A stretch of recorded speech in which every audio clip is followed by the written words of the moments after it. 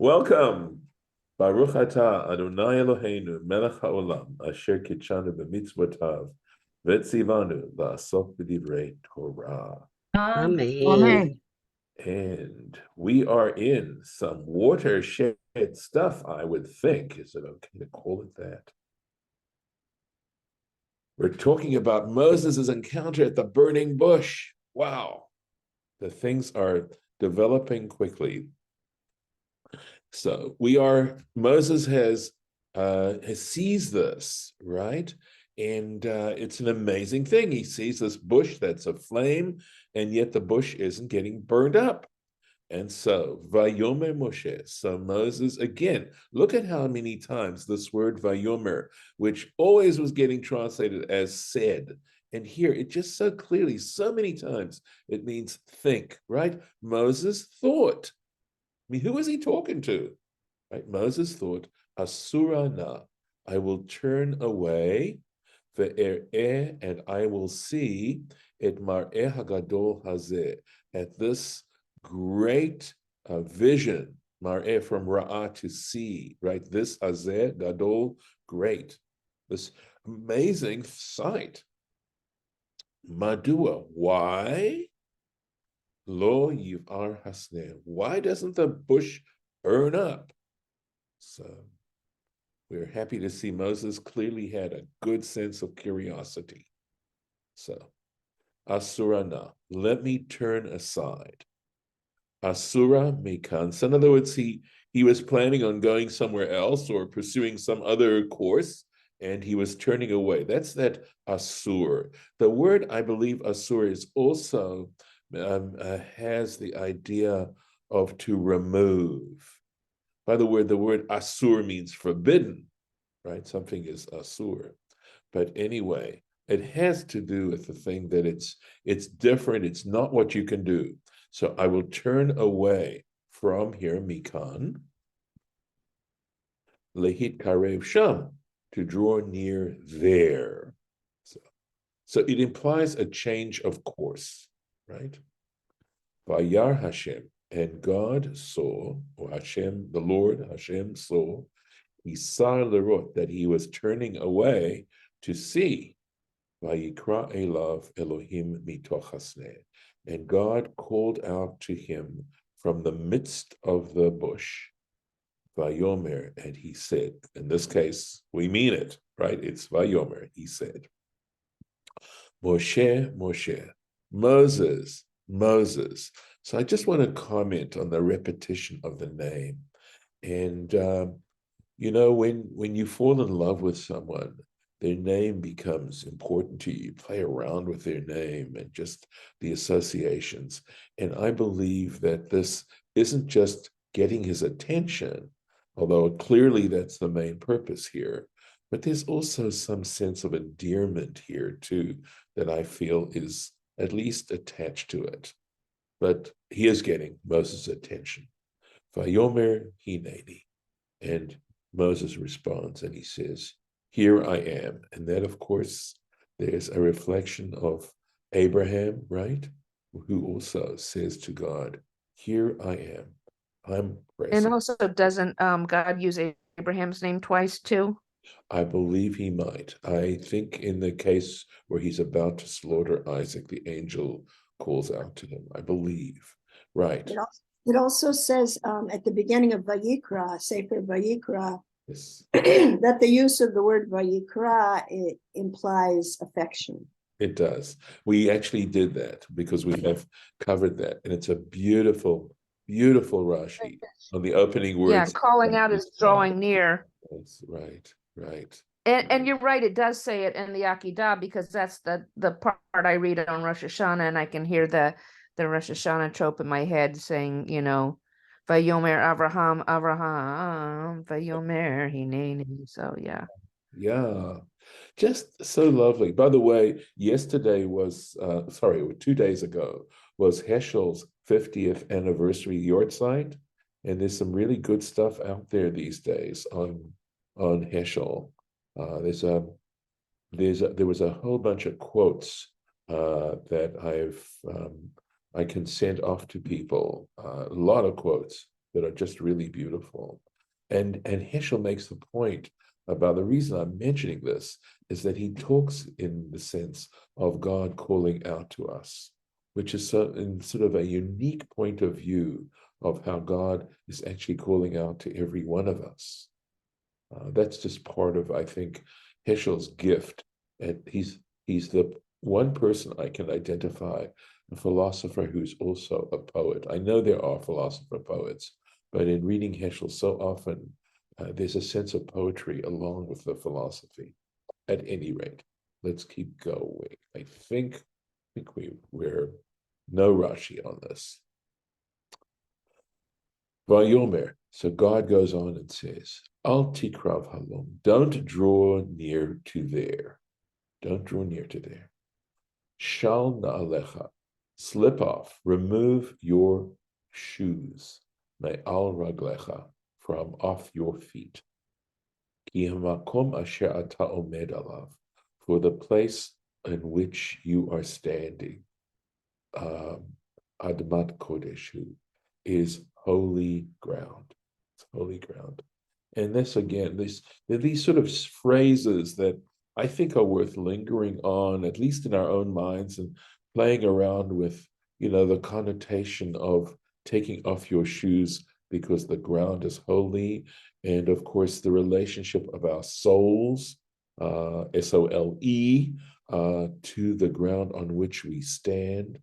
And somehow, being planted, perhaps removing any obstacles from our connection to the earth or to the ground, that there's a sense of respect, right? That's involved there as well. So there's, clearly I'm looking for symbolism and metaphors and things like that. But just the idea that you're in a place where it's not business as usual, that whole sense of that. So Rashi, shal, not a common Hebrew word in this context. Shlof, remove, cast off. Well, if you remove your shoes, Yeah. there's nothing in between you and the holiness. Mm-hmm. You're touching the holiness. If you have your shoes on, you're not. Yeah. There's that intermediate layer. Right. But some couple of things. One is when people wore gloves, and even now, if people wear gloves and they are about to shake your hand, it's an act of respect to remove your glove and shake your hand without the glove on. So there clearly is some symbolic element to this kind of idea, because of course, Direct touch. yeah, right, exactly. And I want to go a step further with that, because it has occurred to me that in one way, I think a very important way, if you ask yourself a question, what's religion all about, right? You try to look at the big picture. And then I think it is a way of allowing us to have a relationship with the universe, to look at ourselves not just from an egotistical or selfish, and I don't necessarily mean this in a derogatory kind of way, but just in a cultural way in which the individual has become so important in modernity, to a point where we cut ourselves off from asking ourselves, wait a second, what's my relationship to the universe? Not just to my family, not to my job, not just to my friends, not just to those people I have to do business with, but in a very broad sense. And it's parallel, I think, to the question which I have known for a while now, which is, why was I born? Right? It's asking that question. And the way I try to formulate it more recently is, what significance do I have? In this vast, amazing, mysterious world, what's my place? So there is that sense of the individual, but it's an individual in relationship. And Well, so, yeah. go ahead. No, it's all right. I'm Well, I good. was saying, as far as shaking hands, that came about to show that you didn't have a weapon. You have two empty hands reaching out to each other with no weapon. And, so if you apparently had a glove, there's possibly a knife or something in the glove. So that, and also hands symbolize, control, and you're offering that equality. But with feet, that kind of symbolizes foundation. Yes. The bottom of your feet, that's the foundation on which all of the rest of you Mhm. can be in space. Right. And so because God's not asking him to get on the ground and kiss it, or to get on the ground and touch it with your hands. He's asking him to put his naked feet on it Right. and to experience that holy foundation I through think, that touch, I think. yeah, I think you're right. I also think there's a certain humility involved too. That going barefoot is also that there's an immediate sense of humbling oneself as well. I also think actually about the weapon piece. I don't know. I'm not just so certain about concealing a weapon in your glove, but I know that shaking with your right hand is that indication. Because if you were to hold a weapon, it would probably be in your right hand, because most people are right-handed. So I think that you're right about the weapon issue, and that it's to show friendship and things like that. But it seems to me, the very act of taking trouble, right, of having to remove the glove, and that's not to necessarily deny what you're saying. I just feel the weapon issue is more, I think, an issue of the right hand. I believe. I could be wrong. I think Many religions require that everyone take off their shoes. We're the only one that just lets the priests do it. yeah, or also, actually, they had to. It wasn't Yeah. just, yeah. Yeah, I know. Well, okay, but we don't have to. Only Right. they do. Yeah. No, you're right. You're right.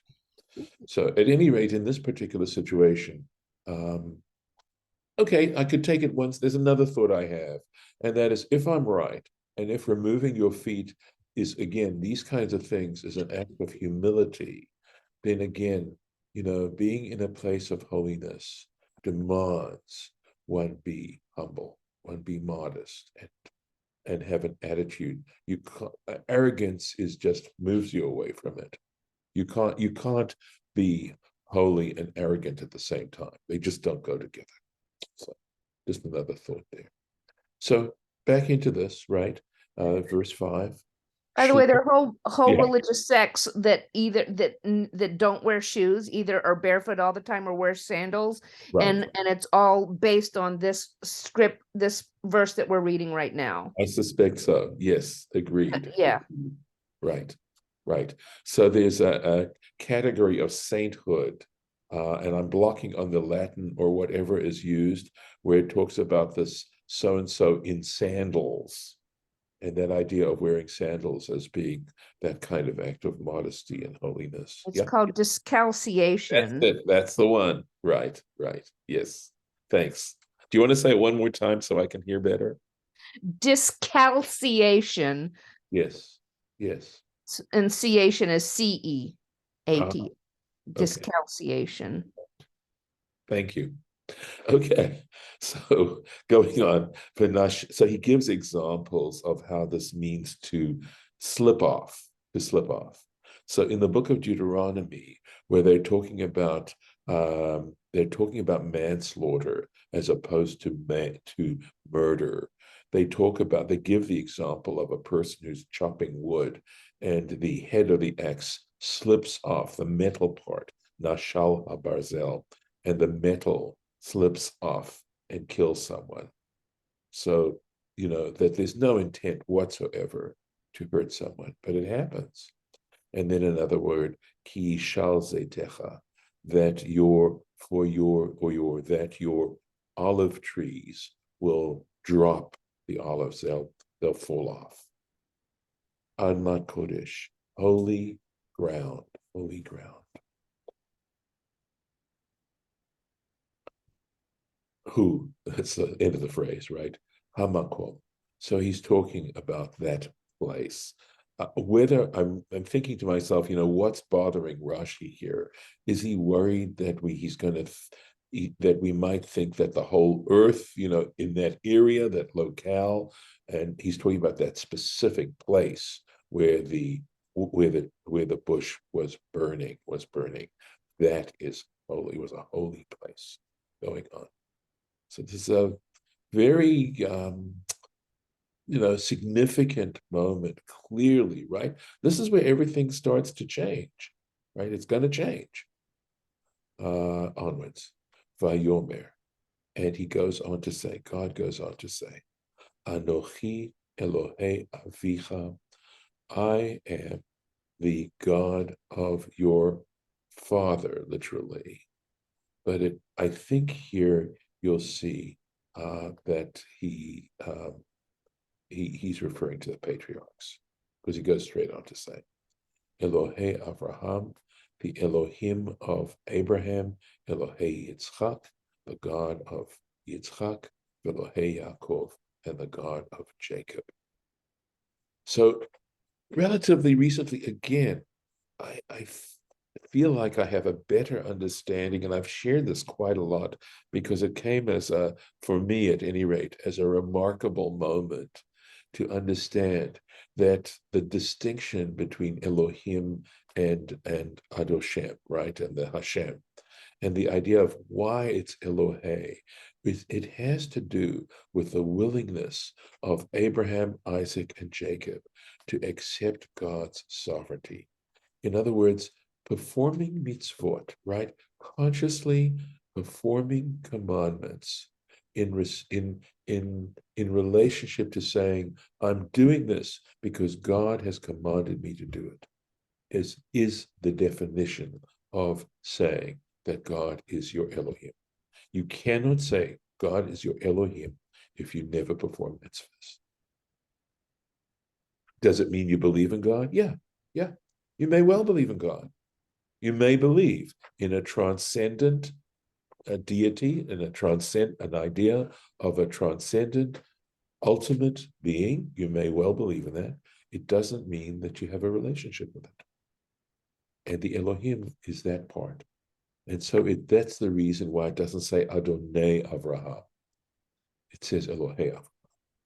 Because it wants to emphasize, the text wants to emphasize the notion of to what degree Abraham, Isaac, and Jacob were lovers, how much they loved and were in awe of God to a point where it affected their lives on a daily, momentary, from moment to moment, sense of consciousness that God was there and that their life was responding to God. Yeah. I think since Adon is also used to mean a lord, yes, in a non-God sense, that maybe then that kind of symbolizes the physical relationship, and the Elohim is the spiritual relationship, the part where it matters what you do, that's more than just that you're recognizing the power of the Lord, but right, that it matters to the Lord what you do. Yeah. So I think there's that element. I don't know that I'd make the distinction based on spiritual or not so spiritual. I think that when we talk about Adon, you can still believe that God controls the world. That when we use this term master, right, Adon, master of the universe, that we believe that ultimately all things fall under God's creative control. So the reason we think, the reason we're capable of speaking, the incredible variety of color and shape of flowers, right? Yeah. So my point is, I maybe didn't describe myself well, but that's okay. All physicality, yeah, as opposed to the relationship. Yeah. It's, it's the physicality of colors and beings and textures and existence and. Yeah, but it would also be poetry and things like that. It could be that as well. I think the difference is this. In a sense, the Elohim part is the part we bring as human beings. That's the part we are capable of bringing. If it's your decision as to whether or not Hashem is, or Adonai is your Elohim. And when we say Adonai Eloheinu in the Shema, that's what we're declaring. And it's taken me years, I mean decades, to realize that it's a declaration of the willingness to admit or to accept or to struggle and strive to make God your Elohim. And it's our Elohim Yes, it is. Because we because are we're including whoever needs to be included. It's Well, this is Eloheinu, why- right? Yeah. This is why, by the way, I love the idea, and now I say it that way, right? For years, I'd say the Shema and try and find a deeper interpretation, and now I've arrived. And although I read it a long time ago, I never understood. I related to it, I should say. It didn't resonate. But when I say Shema Yisrael, I'm addressing Jacob. I'm addressing my patriarch. And I'm declaring to my patriarch the loyalty that I'm attempting, to have to Adonai. Could when we say we, that it could be our family, our peoples, our, does it mean everybody, or is it a little less inclusive? But I think you could I take. like saying it for just myself, or saying it for, all of my circle. I hear you. So this is Yeah. the way I'd like to understand it, because I don't want to be overly particularistic. And so I would say that anyone, whether they officially identify as Jewish or not, anyone who accepts Adonai in this way is part of this. And that's, in fact, I think, reinforced by the end of that statement in the Shema, where you say Adonai Echad. That what do we mean by that Echad? What do we mean by God's oneness there? And I really like to focus on the idea of it isn't just, I feel that being Jewish was an invitation. That was the invitation that my family and I were given.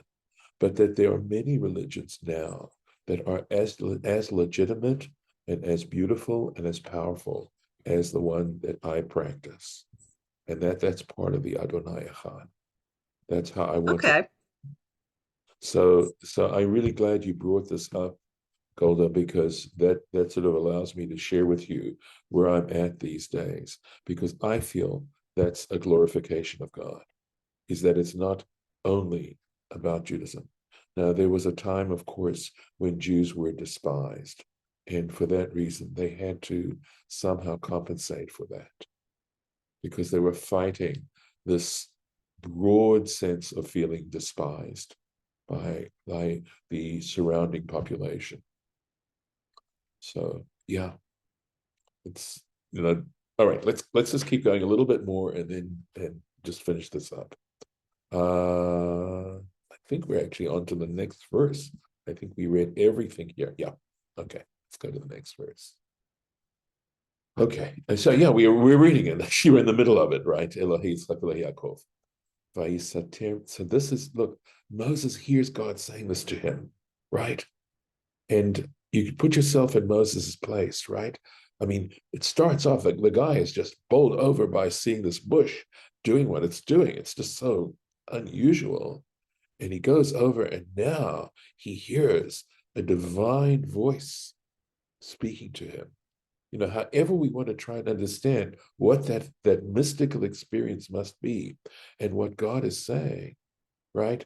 Because here he is. We know a little bit about his background and how he's grown up to this point, and now he's hearing about a relationship. He's hearing from this divine voice as us talking about being God of Abraham, Isaac, and Jacob. And here's his response, right? And I think it's so understandable. Vayisater Moshe panav.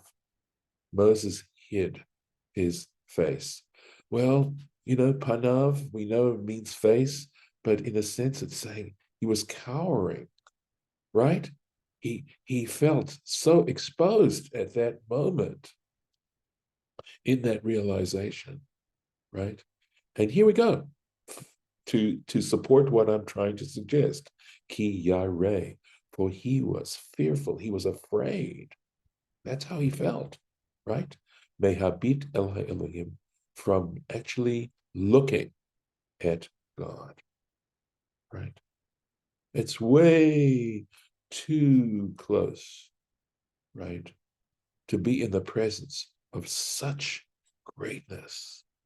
And it just, knowing that just makes you feel so insignificant in a way, and just the chutzpah, right, of looking at God. Let's see what the Rashi is, if there's any. Oh, sorry, excuse me. He's saying all kinds of stuff on that are coming up in the computer. Nope, that's it. So let's stop here. I think this is a good place. Sadly, of course, this is it for the week and for the year, but there's just so much to do. So, okay. Well, saving this for next year.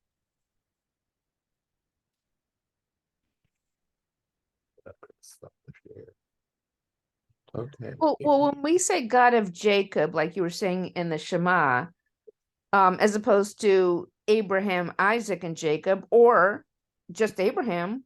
Yes. I mean, but does Jacob, because he's the third one, the third and last generation, does it kind of imply also the others? Or is it that God's relationship with Abraham, Isaac, and then Jacob became more substantial and deeper, each generation? Why would we just use Jacob as opposed to Abraham or all three? Right, right. I think you're asking a profound question, that one could possibly even write a thesis over.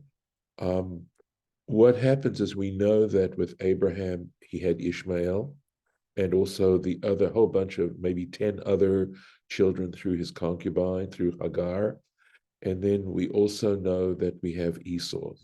And for however we want to try and interpret that, the issue is, and of course the Bible is not silent about Joseph's relationship to his brothers, but I think the fact that there's this amazing reconciliation at the end of the book of Genesis, and there's statements that talk about how Jacob, with his wives, all of them were still loyal and close. So I think there's ambiguity going on here, but I think that we identify with Jacob as descendants of Jacob, and of course we're called Israel, right? And that's of course Jacob's name that Jacob's given. Yeah, why don't we say that? Why does it not say "and the God of Israel"? Well, we say Shema As Yisrael. opposed to no. In the God of Abraham, God of Isaac, Right. and God of Right. Okay. Israel. So Why not? yeah. Because it's after that. Right. So there are times when it does say Abraham, Isaac, and Israel, but you're right. Most times it seems to say Abraham, Isaac, and Jacob. And I think that it has possibly to do with the notion that there's more than one take on what Jacob represents. Number one, I think of all the patriarchs, Jacob is the most human. Okay, he shows the most human failings, but there's something else about Jacob and the story of Jacob is we see development, we see character development all the way. All right, yeah, I do see we have a minion. I think I'm going to I think I'm going to stop the share, or stop the recording, and we'll go ahead and make Kaddish.